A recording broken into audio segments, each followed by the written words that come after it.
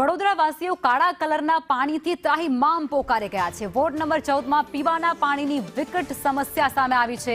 છેલ્લા 2 મહિનાથી કાળા કલરનું પાણી એ વિસ્તારમાં છોડવામાં આવે છે। કાળું પાણી પી અને લોકો બીમાર પડી રહ્યા છે। સ્થાનિકોનો દાવો છે કે પાણી પીવાથી ચામડીના અસંખ્ય રોગ અત્યારે થઈ રહ્યા છે। પાણી માટે બહારથી જગ ખરીદવા માટે આ સ્થાનિકો મજબૂર થયા છે। સ્થાનિકોએ તંત્ર પાસે રોષ પણ વ્યક્ત કર્યો છે।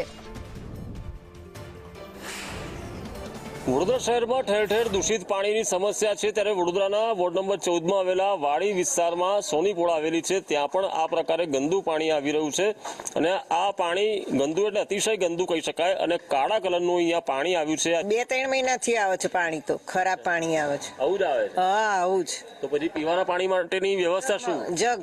અચ્છા, પૈસા ખર્ચીને મંગાવો? પૈસા ખર્ચીને અમારે બોલાવવા પડે છે પેશન્ટ માણસો, તો ચંબા ઉપર પછી કાઢીને જતા રહે, નજીક કચરો બચરો કશું નહીં, પાછા એક પછી આવશે। ગણપતિમાં 10 દિવસ લગીને અમે હેરાન થયા છે। 3-4 મહિનાથી હું અહીંયા નથી રહેતો। હું 4 મહિના પહેલા જ દાર્જિલિંગથી આવ્યો છું અહીંયા રહેવા માટે।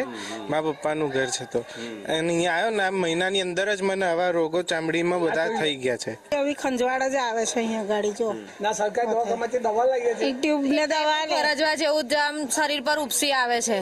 કોઈ જોવા નહીં આવતા અને બધા બીમાર થવા લાગ્યા છે। રોજે રોજ દવાખાના જવું પડે છે, દવાઓ લાવીએ તો એ સારું નહીં થતા, એવું પ્રોબ્લેમ છે। દરરોજ પાણી આવું ખરાબ પીતા હોઈએ તો પછી દવાઓ ક્યાંથી કામ કરે? તો કદાચ આવી જ ફરિયાદો ગાંધીનગર સુધી ગઈ હશે અને હાઈકમાન્ડે આ તમામ મહાનગરપાલિકાનો ઉજળો દીધો છે।